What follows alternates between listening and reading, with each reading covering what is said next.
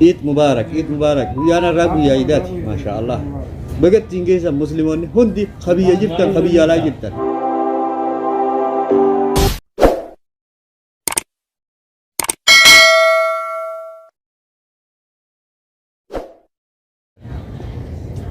Asumaan subscribe, like, share godhuudhaan maatii keenya taa'ee isiniin jenna obboleeyyan. Wal maree maal qabna wal guddisna. Ani isiniin guddisa isinis na guddisaa. Kan maatii keenya taa'an isiniin jaa. Asumaan obboleessa kiyya kanatti. Masha Allah. Har'a guyyaa aruuza isaati. Har'a gammachuu tanaa wajjin gammachuu lama gammadee jira saayibni kiyya. Gammachuun lamaan takka gammachuu iidaati. Gammachuu ayyaana Idul Fitri takka lammaffaa gammachuu cidha isaati. Har'a guyyaa jiraati inshaallah yoo Rabbi jee warra wajji horu warra wajjiniin akkasitti qa umrii isaanii guutuu wajji jiraatu Rabbi haa godhu jechaa asumaan amma isatti hin dabra. Mee ati har'a guyyaa irraa kana gammachuu akkam qabda? Maal sitti dhageessisa guyyaan irraa kun? Duraan dursee assalaamu alaikum warahmatullahi wabarakatuh obboleeyyan. Baga guyyaa irraa Asumaanuu hundi keenyaa bakka jirtanitti gartee biyya alaa jiru biyya jiru hundummaan keessanuu bakka jirtanitti ayyaana gaarii isiniif haa ta'u. Asumaanuu obboleessa keenya kana sabiskiraas godhaa fi guddisaa nuti Oromoon silaa'uu wal malee maal qabnaa miti akkasiin isiniin jaagaru. Ani har'aan tana maashaallah tabaarakallaa gammachuu addaa tanan dhagahamaa jira. Alhamdulillahi rabbil aalamiin waanin jaaladhu harkachuudhaaf wallahi waanin jaaladhu harkachuudhaaf gaa waanin gartee gammachuu waan tana jee waanin ibsadhu illee qabu. Alhamdulillahi rabbil aalamiin galanni rabbi Assalamu alaikum. tokkoffaa irra gartee alhamdulillahi baatii soommanaa tana soommannee ramadaana nagee hangaggeessine meeqaantamii gartee soommana kana keeysanu kan soommana kana soommanuudhaaf carraan harkatinii jire kan gartee soommanuma kana waliin soommannee dhumarratti gartee taasisaa keessallee numa jirti. Ana hundarraa hafnee as guutenyatun alhamdulillahi rabbil aalamiin galanni rabbii tokko jaallu wallahi gammachuu takka itti aansee waanin jaaladhu harkachuudhaaf alhamdulillahi rabbil aalamiin. Naam akka nama jaalatee tokkotti akka fakkeenyaaf jaalatti tunis akka nama gootu harkee beeka beekta gubaa ibiddaa nama gubatee beeka jaali beekta. Kanaaf jaalalatan keessatti jaalatan intalatan hangam takka ol jaalattan? Wallahi hangam takka ol jaalanne hanga ajaa'iba wal jaalanne kana gaabii haga jaalaltii haga namni wal jaalatu tokko hagana jee himuu hin danda'u waan ta'eef sirriidha. Jaalala nama jaalateetu qiimaa jaalalaa yookaan miizaana jaalalaa beeka beekta. Asumaan warra waliin turu rabbi isin haa godhu isiniin jecha akkanaan siin jaa inshallah yoo rabbiin jee warra wajjin turee wajjiniin akkasitti arrii wajji filatu jaanimi warra arrii wajji filatu rabbi isin haa godhu isin jaa warra waan khayrii wajjiniin hojjetu khayrii wajji carraaqqatu rabbi isin haa godhu isin jaa suman du'aa isin godha. Wallahi takkanaatiin isin jaa ammaas deebisee fakkeenyaaf jireenya biyya ormaa kana keessatti ammaati bakka jirtu eessa? Saudi Arabiyaa dha jira. Sirri jireenyi biyya arabaati jireenyi biyya namaati jireenya biyya teetii hoggoo ol cinaa fiddu akka bilaaltame. Wallahi beeta jiruun biyya namaa kun dhugaa rabbi jireenyi biyya namaa kun beeta ni hammaata garuu obsaa barbaachisaadha. Waa hunda keessatti rakkoo fi bal'oota dhuftu jemme alhamdulillah obsaatumas geenye garuu jireenya biyya fi wanni namaa gonkumaa hin jirtu. Wallahi rabbiin gartee hundumaa keenya nama obboleeyyan keenya kan gartee biyya tana addunyaa kana keessa faca'ee jiru hundaa'u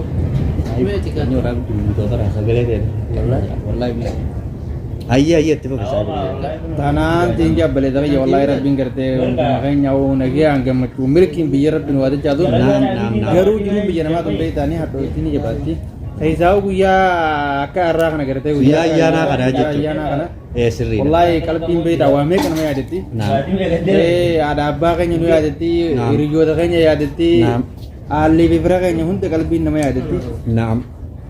Easy gaamee guyyaa kana sirrii waan hammana jennee himuu hin dandeenyu jechuudha. Kanaafuu warra biyya jiran fakkeenyaaf warra haadhaaf abbaa isaanii bira jiran warra naannoo isaanii jiran maal dhaamtame kanama tokkotti garteen kanama tokkotti warra haadha abbaa isaanii bira jiru alhamdulillah rabbil alamin gammachuun achi jabarte tokko gonkumaa hin jirtu jaani haadha abbaa fi guyyaa ayyaana kana haadha abbaa fi obboleeyyan fi bira jiraachuun beeymaa takka qabeenya guddaadha jenna. Naam sirriidha waan gaariidha. Akkana jechuudha. Ayyee baabaa arha Hayyee rammaatti gammachuu cidha keetii kana maashaallah akkana ibsachaa jirtaa jechuudha. yaa boodii diga kan gammachuu tanaa beektaa talaa gammachuun beektaa biifti dureen jiraachuu barbaachisaadha beektaa Sirriidha wal bira jiraachuu. aboo kaasalaa tollee nama beektaa mire Yaa qaaboo kisanii kaa wal godhatan faasilaa kaa takka. Waliin mammaramanii kaa akkasitti akka namni wal bira jiru ati waa hundaafuu jaalalaaf ta'us akkaataa hundattuu sila dasiidha gammachuudha jiruu biyya ormaa kanaatu akkana qabaa jira. akkan Namni biyya namaa tana keessa jiru akka biyya ormaatitti waa godhachuu hin danda'u wal bira jiraachuu fa'aa yeroodhaaf hin danda'u jechuudha. Mee fakkeenyaaf cidha fa'aa gisee gaggeeffattan akkami gaggeeffattan? beektaa yoo rabbiin jiru danda'e ani akkasii jetti Hayyee. jedha yoo rabbiin jiru danda'e akkuma gaariittiin gaggeessa jedhe yaadaa jira garuu jiruu biyya namaa tanaatu beektaa akka itti jaalattu sun harkachuun ni jabaatti beektaa Hayyee. biiznillaahi an garuu cidha fayyaa akka gaariittiin gaggeessa jedhe maan yaadaa qaba Hayyee. garuu karabbiiti waan beekna egaa jireenyi biyya namaa kun Sirriidha. safare qaba waan ta'eef Amma fakkeenyaaf biyyatti giseedha cidha gaggeeffatan nama afeerruu, saahiba afeeruu, namallee saahiba gaman talaatillee afeeruu, afeerraa ajaa'ibaatiin ni gaggeessan. Asitti fakkeenyaaf gisee aruusa gaggeessan akkasitti afeeruu ni dandeemmoo akkam sila? laa asitti beektaa biyya tana keessatti waraqaa osoo hin qabaanne akkuma gartee akkuma hattummaatu jira beektaa biyya tana keessa Sirrii. saniifuu jechuu akka taa dandeemte soota gartee saahiban nama ga'e akka jette san dhiyeessaniituma waliin du'aa godhanii akkasitti dabartan malee akka biyyaa sun garuu Hin dandeemte. mijaa'u jechuudha. Sirriidha. Amma fakkeenyaaf akkasitti dabarfat gaafa wal bira dhufuu deemtu hoo xariiqa akkamiin yookaan karaa akkamiin walitti dhufta yookaan walitti wal bira geessan jechuudha. Isinii jireenya biyya ormaa kana keessa dhokachaa jiraattan atin dhokatta waraqaan qabduu jechuudha waraqaan qabdan jechuudha. Sirrii. Kanaaf mee akkamiin isa lamaanoo wal bira dhufuu dandeessanoo? Wallahi beektaa biyya tana keessatti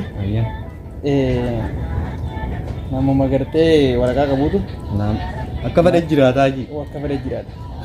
Sirrii. Sanumaatu nutillee gartee manaas laalee jechuudha. Kan waraqaa qabu. Ifumaaf kireessee fi maallaqa kanneefiti inni ni lamatti nu kireeffata. Sirriidha. Xariiqa akkasiiti sirriidha. Akkasitti wal bira geessanii jechuudha.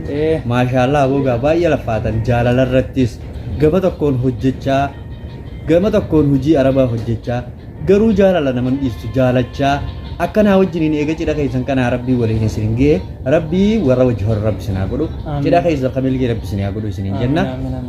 Asumaan kanaafuu ati akka waliigalaatti akkuma waliigalaatti jireenyi biyya ormaa kuni baay'ee rakkoodhaa jechuudha. Sirriidha. Kanaaf obboleeyyiin keenya warri biyya jirtan warri haadhaa fi abbaa keessan bira jirtan asumaan ergaa isinii dabarsan akka nama tokkotti yookaan akka yaada keenyaatti warri haadhaa fi abbaa keessan bira jirtan haadha abbaa keessaniif tola oola achuma Itoophiyaa keessas jireenyi baay'ee jira garuu maaliif jennee maaliif akkana isiniin jenna yoo fudhattan fakkeenyaaf namni suudii tana dhufuu irratti karaa kanarratti baay'ee rakkamaa jira baay'eedha rakkama cinqama garuu ni himna malee hin dhagahamu hin fudhatamu garuu namni keenya baay'een dhumaa jira uduuda kanarratti ilmaan oromoodha akka biyyeetti dhumaa jiran jechuudha. Kanaafuu obboleeyyan keenya akka nama tokkotti keessaa'uu dhiyeenyaan torbaana kana keessa doonniin akkaan garagalaa jiru.